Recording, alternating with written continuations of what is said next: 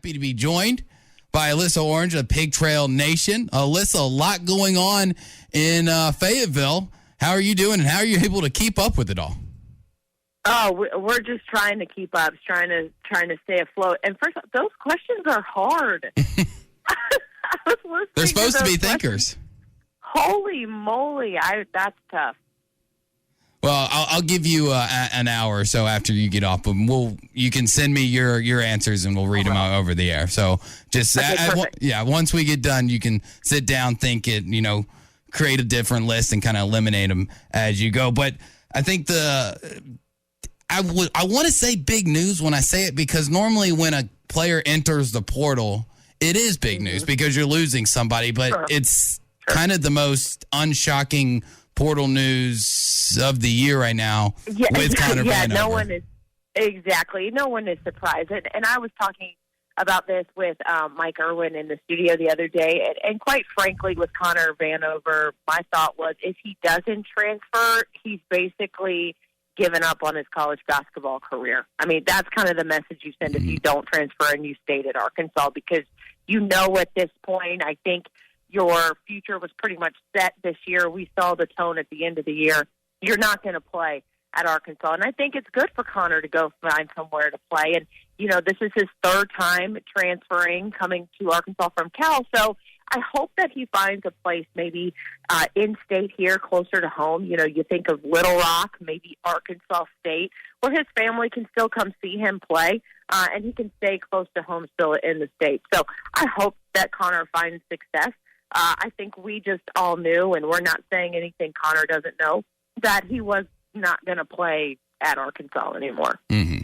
And, I feel like I've been I'm not critical, but I've been pretty honest about his play because, every time Arkansas seems to, especially, against Gonzaga, every time there's another 7-footer on the opponent's team, everybody wants to light up the text line, light up the phone lines. Like, why isn't Connor getting there? Why aren't you matching the size? You have a 7-footer, use him instead of letting him sit on the bench. But he doesn't have the footwork and he doesn't have the defensive ability to play at this high level. And I think you're right. I think he's just more suited for a Little Rock, for a UCA or an Arkansas State, kind of where he can get the playing time that he needs to develop his game, and hopefully continue his career. So nothing but the best for him. Yeah, absolutely. But this one did throw me off. I was a little shocked and surprised by Audice Toney, and especially of the hiring of the agent.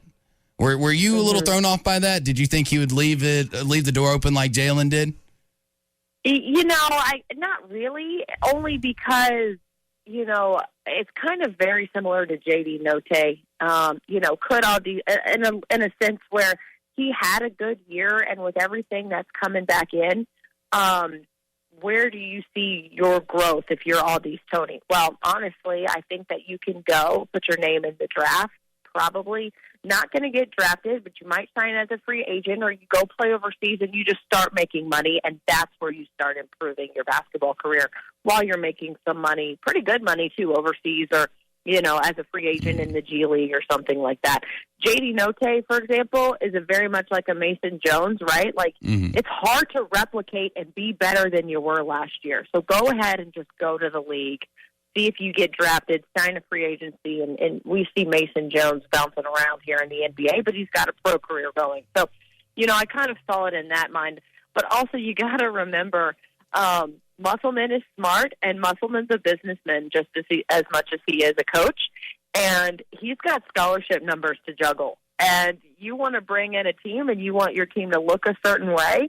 I have a feeling, when you're looking at the scholarships and the numbers, and you're having very heart-to-heart, serious conversations with the guys that you bring in,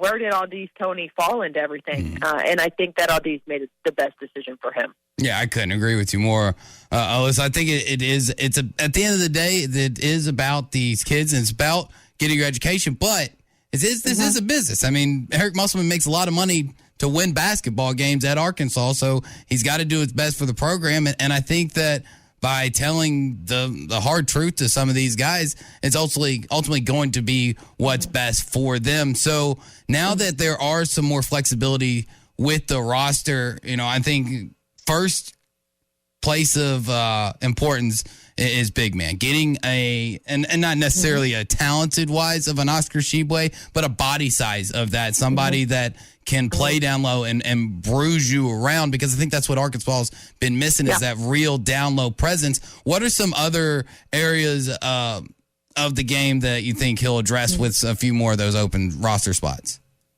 Yeah, I think the biggest one right now, well, you talk about a big man. How about cross your fingers and hope Jalen Williams comes back and see what kind of recruiting job you can do with Jalen Williams. But I think a true point guard is exactly what they're looking for right now. They didn't have that specifically. I mean, they tried with Devo Davis to turn into the point, and we saw how that transition just wasn't a seamless one.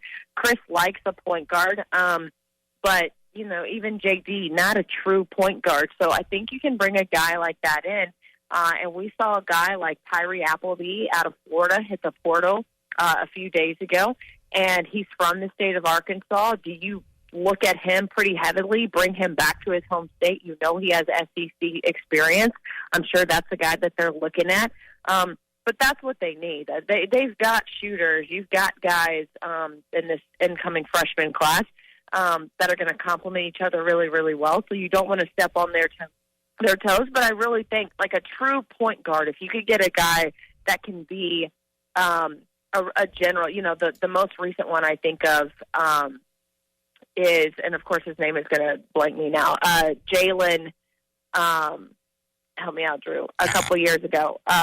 The point guard, Jalen, is going to come to me when we're done with this conversation. I'm a little lost too. I'm sorry. No, it's okay. He was a pretty true point guard. He was really good at just being a facilitator on the court. And so look for a guy like that. I think that might be, if you had to find a weakness with this Arkansas roster, that might be it. We're talking with Alyssa Orange from Pig Trail Nation. Luckily we have some of the smartest listeners in the country. Jalen Tate is who you're trying to think of. Thank you, Bruce and Fort Smith and Sean and Alma. Is that who you're talking about? No. Okay. I know what you mean by Jalen Tate. It's going to come to me. Well, we'll move on, and hopefully it'll just hit you before we get back. And with this basketball team, and you have the hype that's all around it, right? You have the way too early top 25s out there. Obviously Jeff. Oh, goodness gracious, can't remember his name from ESPN Arkansas. Put it out there on Monday night on his list. Friend of the show, Aaron Torres. He put out his list Monday night, had Arkansas as the number one. And you've been here longer than I have.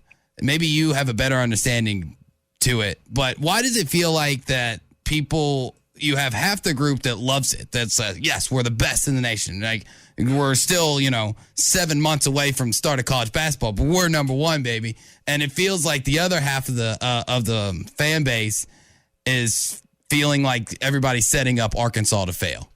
I don't understand the setting up to Arkansas to fail aspect of it, but is there something in the water here in Arkansas that they just think that, well, they've ranked us number one, so they want us to lose? Sure. Yeah, I think Arkansas fans are just very, very cautious. I think they've been through enough heartbreak where you can't let yourself get too high, because too many times it breaks your heart and crashes and burns. And so I think that, we're not there with baseball anymore. Everyone expects, it's kind of the opposite. Mm-hmm. Everyone expects baseball to be number one. That's not a surprise. It's an expectation. So baseball has already built themselves a historical background to where they're going to be good, and they're going to have down years, but even down years, they still go to a regional or a super regional. Basketball football still trying to build that trust with the fan base. It's really fun to be a Razorback fan right now. A lot of Razorback fans, I think, are holding their breath like, gosh, I hope this lasts for a while. How long are we going to be up here? Because I remember Brett Bielema, year 4, year 5. I remember Chad Morris. I remember, Bobby Petrino wrecking his motorcycle. I mean, there's a lot of examples that are still too close for comfort for Razorback fans with the basketball teams and the football teams, to where, you're excited, but you can't let yourself get too excited, right? Yeah, I'm more of in the camp if you're still, yeah. I'm more in the camp. Just enjoy it while you have it. I mean, you're 7 months from the start of the season, guys. Like, worry about that when we get to October. Right now, just enjoy it. Also, enjoy the moment. Yes, enjoy the moment. Look, I've been covering this team, for since 2013 when I got here, and I have been through the ups and downs, not as long as most diehard Razorback lifetime fans, since I'm still kind of new here, I guess. But at the same time, enjoy it. This is a team that you're finally getting your team talked about. People are talking about the Razorbacks. Recruiting is at a high level. I understand, the history you've been through, the baggage you feel like you still might have, but enjoy the moment. It's exciting to be a Razorback fan right now. Just wear your Razorback stuff with pride, and don't be a Debbie Downer. I'm all for it. Jalen Harris is who I was thinking of. Jalen Harris. Congratulations to Bob Darling, who got that on our YouTube. He's thank you, Bob. He's the one person who got it. He's our darling of the day. Yes, because we've had multiple wrong answers. All wrong on Jalen the text. Harris. Yes, Jalen Harris. Well, listen, just two more quick things for you because we are getting a little close to the break. Do want to just mention what Dylan Leach did yesterday for the Razorback team. Have you ever seen anything that incredible? Not just hitting the cycle, but switch hitting home runs. That was fantastic. I will have to say still, Danielle Gibson hitting for the home run cycle was pretty legit, and she only did it in 4 at-bats. So that was pretty awesome, but I'm not comparing. I feel like that's like apples to oranges. Dylan Leach's performance was incredible. Really excited to talk about it today. But we saw Robert Moore hit for the cycle last year. So within a calendar year, we've seen 2 Razorbacks hit for the cycle. And I'm pretty sure when Robert Moore did it last year, they hadn't done it since the 90s. So it's really, really impressive what Dylan Leach was able to do. And you also have to credit Dylan Leach because he's not an everyday guy. This is a guy who got an opportunity yesterday, because they were going to help save Michael Turner and some of his legs. And so for being a guy who's not in the lineup every day to come out and hit that way, maybe we look back, I don't know, don't want to jinx it. Maybe we look back in June when this team is rolling offensively and say that was the spark. Because up until now, it's kind of been okay, where's the offense? We just saw Dylan Leach hit for the home run cycle, and he just rejuvenated that offensive lineup for Arkansas. Yeah. I don't know. We'll see. I might be completely wrong, but, maybe it's what they needed. Yeah, great point. I think that, when you score 21 runs in a ball game, I don't care who you're playing against, you're definitely getting the bat swinging. Last thing for you, Alyssa, opening day is tomorrow, so I'll give you a few seconds to tell me why the Dodgers are the best and why they're going to win it. One, they bought it. Have you looked at that lineup? Have you looked at that lineup? Seriously, I got asked to play in a fantasy baseball league at work, and it's just too much work. I couldn't do it, but then I also joked, guys, I'm just going to draft the whole entire Dodgers starting lineup. That's my fantasy baseball league. I don't need to play this game. I have it. I get to watch it. But, man, the Dodgers are stacked. Really, really excited about what they've got going on. Really, really, really sad that I'm not going to see Corey Seager in a Dodgers uniform anymore, but that's okay. I will get over it. But I just love this time of year. I know you're an Orioles fan. Just really excited about baseball. Yes, unfortunately. It's hard to hide it. I love baseball, and I'm so excited. I love baseball, too. And, if my team has to be terrible, at least I can maybe climb aboard the Dodgers train for you and all the other Dodgers fans listening out. Please come hang out with us.